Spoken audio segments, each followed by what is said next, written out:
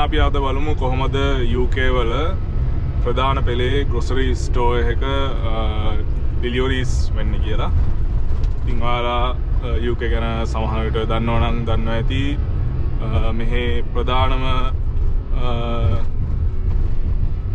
ඒ කියන්නේ big 4 කියලා කියන්නේ big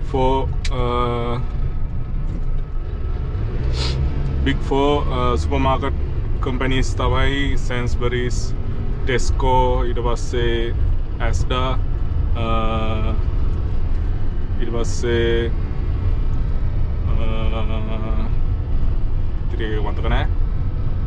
කොහොම හරි මම දැන් වැඩ කරන්නේ මේ Asda එකේ ඩෙලිවරි ඩ්‍රයිවර් කෙනෙක් විදියට. එතකොට අපි කොහොම බලමු කොහොමද මෙහි ඩෙලිවරි ඩ්‍රයිවර් කෙනෙක්ගේ දවස කොහොමද කියලා.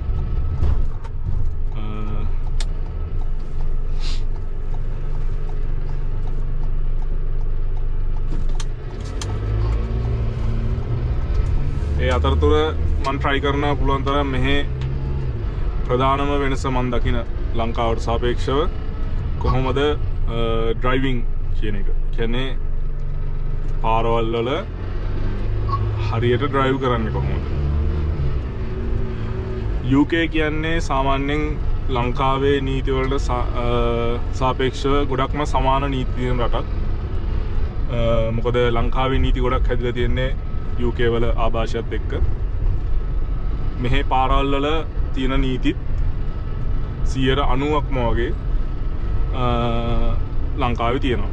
හැබැයි ලංකාවේ ප්‍රශ්නේ තියෙන්නේ ලංකාවේ මිනිස්සු ඒ නීති වලට අවනත නොවි තමන් කැමති විදිහට පාරේ ඩ්‍රයිව් කරන එක. සමහර මිනිස්සු එහෙම නීති තියෙනවද කියලා දන්නෙත් නැහැ.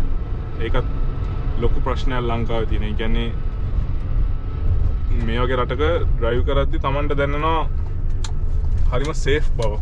ඇක්සිඩන්ට් එකක් වෙන්න තියෙන chance එක හරිම අඩුයි. මොකද හැමෝම විනයක් ඇතිව නීතිගරුකව හරි විදියට ඩ්‍රයිව් කරනවා. ඒක මං හිතන්නේ මිනිස්සු තමන්ගේ පොඩි කාලේ ඉඳන්ම දැකලා ඒක කල්චර් එකක් වෙලා තියෙන්නේ මේ රටේ. ඒ කියන්නේ නීතියට අනුව ඩ්‍රයිව් කරනවා කියන එක මෙහෙ ගොඩක් සීරියස් දෙයක්. එහෙම කවුරු හරි නීතියක් කඩනවා නම් එහෙම නැත්නම් අශීලාචාර විදියට ඩිසිප්ලින් එකක් නැතුව ඩ්‍රයිව් කරනවා නම් ඒකට අනිත් මිනිස්සු විරුද්ධ වෙන්නත් පසුබට වෙන්නේ නැහැ. ඒව වළං ඉඳලා නිකන් කටවහගෙන ඉන්නෙත් නැහැ ලංකාවේ මේ මිනිස්සු වගේ. ඒ දේවල් මං හිතනවා ලංකාවටත් ලංකාවේ මිනිස්සුන් දැනුවත් වෙනවා නම් අඩු ගානේ මෙහෙම රටවල් තියෙනවා, මෙහෙම ඩ්‍රයිව් කරන මිනිස්සු ඉන්නවා, මෙහෙම ඩ්‍රයිව් කරන මිනිස්සු ඉන්න රටවල් තියෙනවා. ඒ නිසා පාරේ මාර්ග අනතුරු ගොඩක් අඩු රටවල් තියෙනවා. ඒක දැනුවත් කරන එක තමයි මගේ ප්‍රධානම අරමුණ. ඒ අතරතුරේ මේ වැඩේ වෙන්නේ කොහොමද කියලාත් මම ඔයාලට කියලා දෙන්නම්. දැන් මෙහි පාරවල් බැලුවම ඔයාලට තේරෙනවා ඇති ගොඩක් පාර එහෙම ලොකුයි කියලා එකක් නැහැ. පාරවල් ඇත්තම කිව්වොත් ලංකාවේ පාරවල් වලට පොඩිද කොහෙද? පොඩි වුණත් ගමනක් යන්න පරක්කු වෙන්නේ නැහැ මෙහි. ඒ කියන්නේ මිනිස්සු ට්‍රැෆික් වල අහුවෙලා මේ නිකම් බොරුවට එක තැන පල් වෙන්නේ එහෙම නැහැ මෙහි. ඒක ලොකු වෙනසක්. මම මේ ඩෙලිවරි එකට ඇවිල්ලා ඉන්නේ මට නවත්තන්න තැනක් නැහැ මේ හරියේ. බලමු මේ පාරේ තන කොනට කරලා නැවතුණා. මනට එන හින්දා ඊට වඩා මම හිතනවා අර පැත්ත හොඳයි කියලා. මෙතන මම මේ වාහනේ බ්ලොක් කරන හින්දා මම මේ පැත්තෙන් දාගත්තොත් කාවවත් බ්ලොක් වෙන්නේ නැහැ. හැබැයි ඉතින් මෙහෙම පේවමන්ට් එකේ දාලා වැඩි වෙලා තියන්නත් බෑ.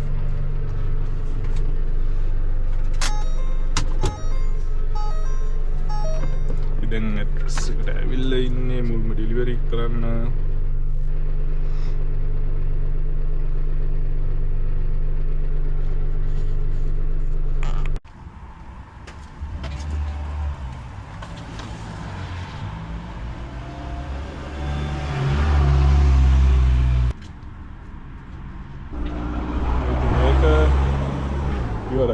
තමයි මගේ වාහනේ.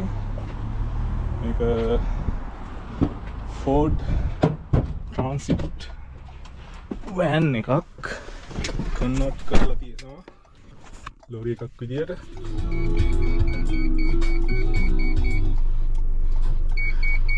හරි ඔන්න මේ පළවෙනි දවසේ වීඩියෝ එක තව කරන්න බැරි වුණා වීඩියෝ මොකද ගොඩක් බිසි වුණ නිසා.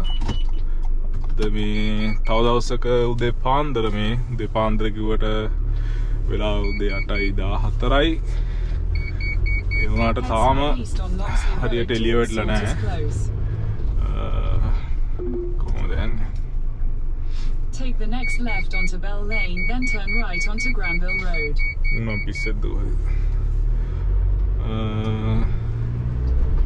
හරි අපි දැන් ඩෙලිවරි එකකට යන ගමන් ඉන්නේ.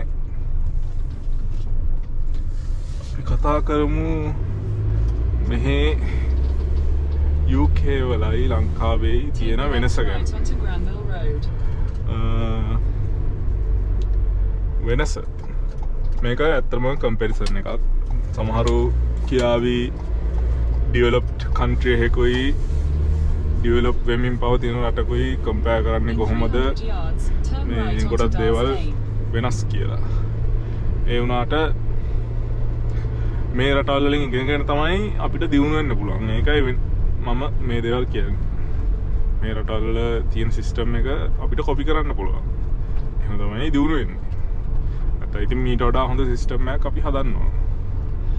ඊට වඩා ලේසි දැන් මේ තියෙන එකවත් අඩු ගන්න කොපි කරගන්න එක.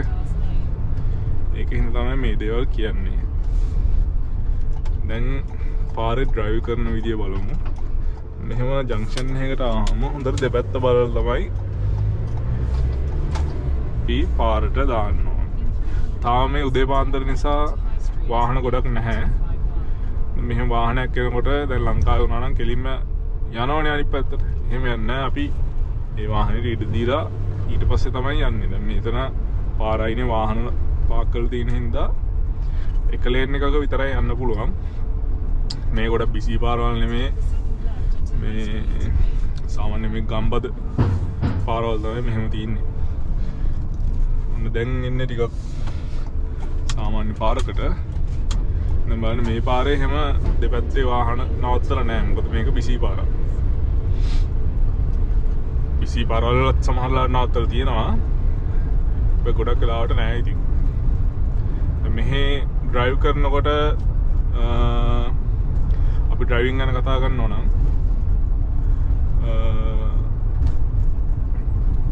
ප්‍රධානම දේ තමයි රූල්ස් වලට අනුකූලව අපි ස්පීඩ් ලිමිට් එකට යන්න ඕන. දැන් මේ පාරේ ස්පීඩ් ලිමිට් එක තමයි පැයට කිලෝමීටර් නෙවෙයි පැයට සතපුම්. ඒ කියන්නේ මයිල්ස් per hour 30යි. පැයට සතපුම් 30යි. පැයට සතපුම් 30ට වඩා මේ පාරේ ගියොත් දඩ ගහන්න පුළුවන්. ඒක නීති විරෝධී. හැබැයි පොලිසියෙන් නැති හින්දා අපිට ඕන යන්නත් පුළුවන්. ඒකට කවුරුත් එහෙම යන්නේ නැහැ සාමාන්‍යයෙන්. මොකද මේ සේෆ්ටි එක ගැන හැමෝම හිතනවා. මේ පාරේ ස්පීඩ් එක පැයට සතපුම් 30 කරලා තියෙන්නේ යම්කිසි හේතුවක් ඇතුව. ඒ කියන්නේ මේ ප්‍රදේශයේ මිනිස්සු බහුලව ගැරසෙනවා. මේ ගෙවල් තියෙනවා. එහෙම හින්දා තමයි. දැන් අතනදී ස්පීඩ් එක 40 වුණා. දැන් අපි හිමීට ස්පීඩ් එක 40ට හදා ගන්නවා. මොකද හැමෝම මෙහි ඒ කියන ස්පීඩ් එකට යනවා. දැන් පැයට සතපුම් කිව්වම සමහර විට තේරෙන්නේ නැතුව ඇති. මේ මෙතන තියෙන මාර්ග සලකුණ ඒකින් කියන්නේ නැෂනල් ස්පීඩ් ලිමිට් කියලා. ඒ කියන්නේ 70. 70 නේ මේ පාර නම් 60. පාර ටිකක් ලොකු පාරක් නම් එක පැත්තට ලේන් දෙකක් තියෙනවා නම් ඒක 70 වෙනවා. මෙතන එක පැත්තට ලේන් එකයි තියෙන්නේ. ඒ නිසා උපරිම ස්පීඩ් එක 60. දැන් අපිට 60ට යන්න පුළුවන්. මෙහි තියෙන අනිත් දේ තමයි මිනිස්සු යන්න පුළුවන් උපරිම ස්පීඩ් ලිමිට් එකේ යනවා. එතකොට අර පාරක ට්‍රැෆික් එකක් හැදෙන්නේ නැහැ නේ. දැන් මොනවා ආපහු 40 වුණා. මොකද කවුරුත් කාවත් ඉස්සර ගන්න try කරන්නේ නැහැ. මොකද ඊට වඩා ස්පීඩ් එකකින් යන්න බෑ. 40ට හැමෝම යනවා නම් කාටවත් කාවත් ඉස්සර කරන්න උවමනාවක් නැහැ නේ. එහෙම ඒ නිසා ගොඩක් ඇක්සිඩන්ට්ස් අඩුයි කියලා මට කියන්න පුළුවන්. මොකද මිනිස්සු ගොඩක් ඩිසිප්ලින්. ඒ වගේම කලබලෙන් යන්න try කරන්නේ නැහැ. මොකද කලබලෙන් යන්න බෑ. කලබලයක් තිබුණත් තමන් ස්පීඩ් ලිමිට් එකට යන්න ඕන. ඒක අනුව ඒ කියන්නේ දැන් මෙහි Google Maps උනත් හරියට accurate. ඒ කියන්නේ අපි ගමනක් යන්න මෙතනට directions දාලා බැලුවම මේ පෙන්නන විනාඩි ගාන හරියටම accurate. මොකද ස්පීඩ් ලිමිට් එකට අනුව ඒ ට්‍රැෆික් එක අනුව තමයි ඒක හැදෙන්නේ. එතකොට වාහන මේ හැම එකම යන්නේ ඒ ට්‍රැෆික් එකේ ෆ්ලෝ එක යන ස්පීඩ් එකෙන් යනවා. ඒක නිසා අර කවුරුවත් මගනවත් හිමීට ගාටන්නේ එහෙම නැහැ. ඒක නිසා මේ අපිට හරියට කලින් ප්ලෑන් කරගන්න පුළුවන් යන ගමන ඒ ස්පීඩ් ලිමිට් එකෙන් අපිට ගමන යන විදිහට යන්න පුළුවන්. එතනින් මේ පැත්තට මෙතන ඉන්නේ මේ කන්ට්‍රි රෝඩ් එකක් මෙහි.